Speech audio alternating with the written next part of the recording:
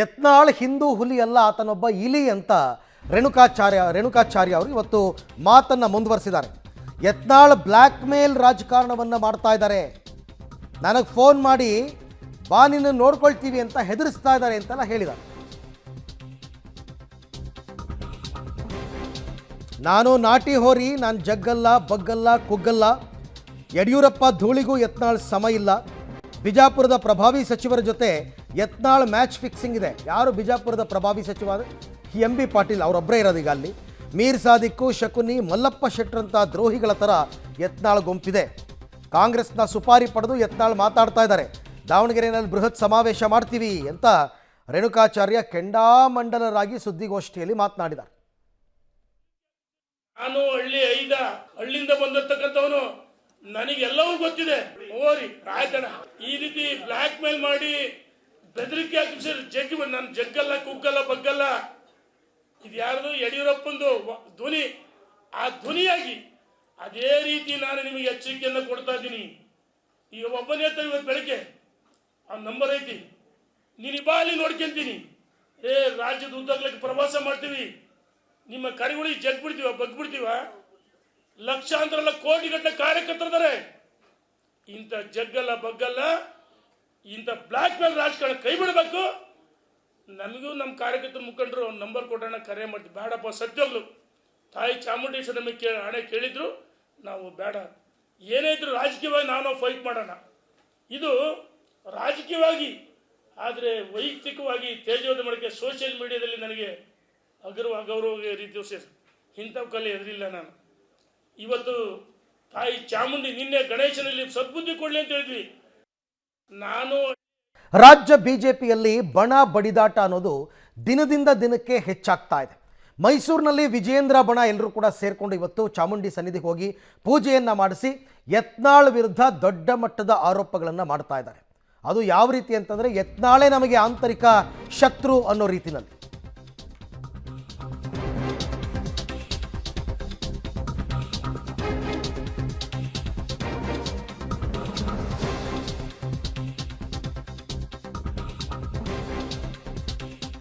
ಬಿಜೆಪಿಯಲ್ಲಿ ಹೆಚ್ಚಾಗ್ತಾ ಇದೆ ಬಣ ಬಡಿದಾಟ. ತಡರಾತ್ರಿ ದೆಹಲಿಗೆ ತೆರಳಿದ್ದಾರೆ ಬಿಜೆಪಿ ರಾಜ್ಯಾಧ್ಯಕ್ಷ ವಿಜಯೇಂದ್ರ. ಯತ್ನಾಳ್ ಟೀಮ್ನ ಉಪಟಳ ಏನಿದೆ, ಇದಕ್ಕೆ ಬ್ರೇಕ್ ಹಾಕೋದಕ್ಕೆ ಹೈಕಮಾಂಡ್ಗೆ ಅವರು ಮನವಿ ಮಾಡ್ತಕ್ಕಂಥ ಸಾಧ್ಯತೆ ಇದೆ. ಯತ್ನಾಳ್ ಉಚ್ಚಾಟನೆ ಬಗ್ಗೆ ಸುಳಿವನ್ನು ಕೂಡ ಕೊಟ್ಟಿದ್ದಾರೆ ರೇಣುಕಾಚಾರ್ಯ. ಯತ್ನಾಳ್ ಬೆಂಬಲಿಗರೇ ಇಲ್ಲದ ಒಬ್ಬ ನಾಯಕ, ಶತ್ರು ಸಂಹಾರಕ್ಕಾಗಿ ಚಾಮುಂಡಿ ತಾಯಿಯಲ್ಲಿ ಪ್ರಾರ್ಥನೆಯನ್ನು ಮಾಡಿದ್ದೀವಿ ಅಂತ ಮೈಸೂರಿನಲ್ಲಿ ಮಾಜಿ ಸಚಿವ BC ಪಾಟೀಲ್ ಕೂಡ ಹೇಳಿಕೆಯನ್ನು ಕೊಟ್ಟಿದ್ದಾರೆ. ಯಾರ್ಯಾರು ವಿಜಯೇಂದ್ರ ಬಣದ ಬೆಂಬಲಿಗರಿದ್ದಾರೆ ಎಲ್ಲರೂ ಕೂಡ ಬಹುತೇಕ ಇವತ್ತು ಮೈಸೂರಿನಲ್ಲಿ ಸೇರಿದ್ದಾರೆ ಒಟ್ಟಾಗಿ. ದೇವತೆಗೆ ಪ್ರಾರ್ಥನೆ ಮಾಡಿದ್ವಿ, ದೇವತೆಗಳು ಪ್ರಾರ್ಥನೆ ಮಾಡಿ ನಾನು ಲೋಕ ಕಲ್ಯಾಣಕ್ಕೋಸ್ಕರ ಒಳ್ಳೆಯದಾಗಲಿ, ಭಾರತೀಯ ಜನತಾ ಪಾರ್ಟಿ ರಾಜ್ಯದ ಅಧ್ಯಕ್ಷರಿಗೆ ನಾವೆಲ್ಲ ಒಟ್ಟಾಗಿ ಒಂದಾಗಿ ನಿಲ್ಲಬೇಕು, ದುಷ್ಟಶಕ್ತಿಯು ಸಂಹಾರ ಅಂತ ಹೇಳಿದ್ರೆ ಹಂಗೆ ನಾವು ಇವತ್ತು ದೇವಿ ಪ್ರಾರ್ಥನೆ ಮಾಡಿದ್ವಿ. ಆಂತರಿಕ ಅಂದರೆ ಒಳಗಿನ ಕೆಲವು ದುಷ್ಟಶಕ್ತಿಗಳು, ಬಾಹ್ಯ ಅಂದರೆ ಹೊರಗಿನವರು ಕಾಂಗ್ರೆಸ್ಸು ಮತ್ತು ಯಾರು ಒಳಗಡೆ ಆದರೆ ಅದನ್ನು ಸಂಹಾರ ಮಾಡಲಿ ಅಂತ ಹೇಳ್ತೀವಿ. ಮತ್ತು ಮುಲಾಜಿಲ ಶಿಸ್ತು ಕ್ರಮ ಜರುಗಿಸಿ ಉಚ್ಚಾಟನೆ ಮಾಡಬೇಕಂತ ಒತ್ತಾಯ ಮಾಡ್ತೀವಿ. ಅಣ್ಣ ವೆಯ್ಟ್ ಅಂಡ್ ಸಿ ಕಾದ್ ನೋಡಿ, ಅಣ್ಣ ಉಚ್ಚಾಟನೆ ಮಾಡ್ತಾರೆ, ಕಾದ್ ನೋಡಿ, ವೆಯ್ಟ್ ಅಂಡ್ ಸಿ ನೋಡಿ. ನಾಡ ದೇವತೆಗೆ ಪ್ರಾರ್ಥನೆ. ಈಗ ಭಾರತೀಯ ಜನತಾ ಪಕ್ಷದಲ್ಲಿ ಕೆಲವು ದುಷ್ಟಶಕ್ತಿಗಳು ನಮಗೆ ಆಂತರಿಕವಾಗಿ ಬಾಹ್ಯವಾಗಿ ಕಾಡ್ತಾ ಇದ್ದಾವೆ. ಆ ದುಷ್ಟಶಕ್ತಿಗಳ ನಿಗ್ರಹ ಆಗಬೇಕು. ಮಹಿಷಾಸುರನ ಮರ್ದಿನಿ ಹೇಗಾಯಿತು ಹಾಗೆ ಆಗಬೇಕು ಅನ್ನೋಂಥ ದೃಷ್ಟಿಯಲ್ಲಿ ನಾವೆಲ್ಲ ಇವತ್ತು ಭಾರತೀಯ ಜನತಾ ಪಕ್ಷದ ಪರವಾಗಿ, ಪಕ್ಷದ ಸಂಘಟನೆಗಾಗಿ, ಪಕ್ಷದ ಬಲವರ್ಧನೆಗಾಗಿ ನಾವೆಲ್ಲ ತಾಯಿ ಆಶೀರ್ವಾದಕ್ಕೆ ಬಂದಿದ್ದೇವೆ. ಖಂಡಿತ ಆಗುತ್ತೆ. ತಾಯಿ ಆಶೀರ್ವಾದ ಮಾಡಿದರೆ ಆಗದೆ ಇರೋದು ಯಾವುದಿದೆ ಇವತ್ತು? ಅದು ಉದಾಹರಣೆನೇ ಇದೆ ಮೈಸೂರಲ್ಲಿ. ಈಗ ಯತ್ನಾಳ್ ಒಂದೇ ಪ್ರಶ್ನೆ ಅಲ್ಲ, ಇಲ್ಲಿ ನಾವು ಹೇಳಿದ್ವಿ ಆಂತರಿಕ ಬಾಹ್ಯ ಎರಡು ದುಷ್ಟಶಕ್ತಿಗಳು ಇದ್ದಾವೆ ನಮ್ಮಲ್ಲಿ.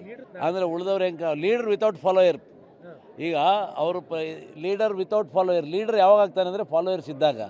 ಈಗ ಅವರು ಬೀದರ್ ಜಿಲ್ಲೆಯಿಂದ ಪ್ರಾರಂಭ ಮಾಡಿದ್ದಾರೆ, ಅವ್ರ ಹಿಂದೆ ಯಾವ ಫಾಲೋಯರ್ಸು ಇಲ್ಲ.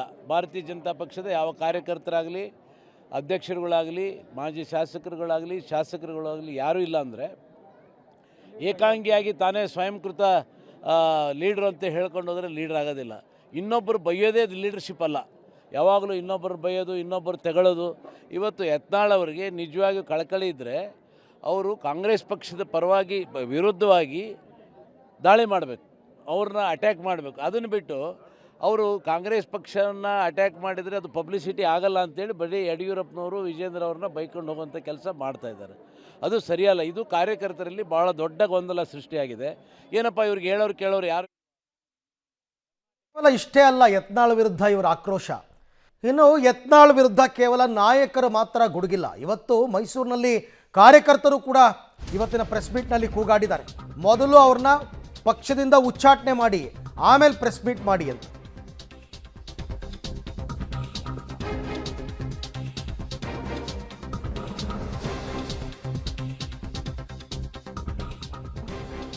ಯತ್ನಾಳ್ ವಿರುದ್ಧ ಮಂಡ್ಯ ಬಳಿಕ ಮೈಸೂರಿನಲ್ಲೂ ಕಾರ್ಯಕರ್ತರ ಆಕ್ರೋಶ ಜೋರಾಗಿದೆ. ಮೊದಲು ಪಕ್ಷದಿಂದ ಯತ್ನಾಳ್ ಅವರನ್ನು ಉಚ್ಚಾಟನೆ ಮಾಡಿ ಬರೀ ಸುದ್ದಿಗೋಷ್ಠಿ ಮಾಡಿದ್ರೆ ಏನೂ ಪ್ರಯೋಜನ ಇಲ್ಲ. ಮೈಸೂರಿನಲ್ಲಿ ವಿಜಯೇಂದ್ರ ಬಣದವರು ಸುದ್ದಿಗೋಷ್ಠಿ ನಡೆಸ್ತಾ ಇದ್ದಾಗ ಕಾರ್ಯಕರ್ತರು ಈ ರೀತಿ ಆಕ್ರೋಶವನ್ನು ವ್ಯಕ್ತಪಡಿಸಿದ್ದಾರೆ, ಕೂಗಾಟ ಮಾಡಿದ್ದಾರೆ. ನೀವು ಬರೀ ಪ್ರೆಸ್ ಮೀಟ್ ಮಾಡಿಕೊಂಡೇ ಕೂತಿದ್ರೆ ಏನೂ ಪ್ರಯೋಜನ ಇಲ್ಲ. ಮೊದಲು ಯತ್ನಾಳ್ ಅವರನ್ನು ಪಕ್ಷದಿಂದ ಉಚ್ಚಾಟನೆ ಮಾಡಲೇಬೇಕು ಅಂತಕ್ಕಂಥ ಆಗ್ರಹ ಜೋರಾಗಿದೆ. ಮಾತಾಡಾದ್ಮೇಲೆ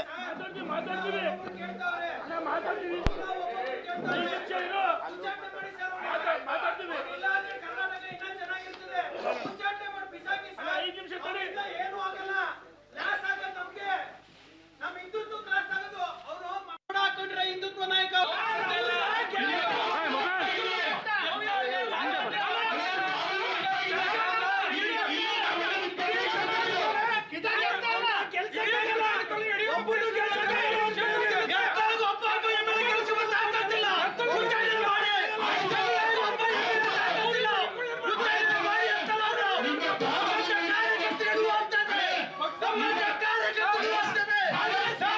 ದೃಶ್ಯದಲ್ಲಿ ತಾವೀಗ ನೋಡ್ತಾ ಇರ್ತಕ್ಕಂಥದ್ದು ಇವರೆಲ್ಲ ಮೈಸೂರಿನ BJP ಕಾರ್ಯಕರ್ತರು.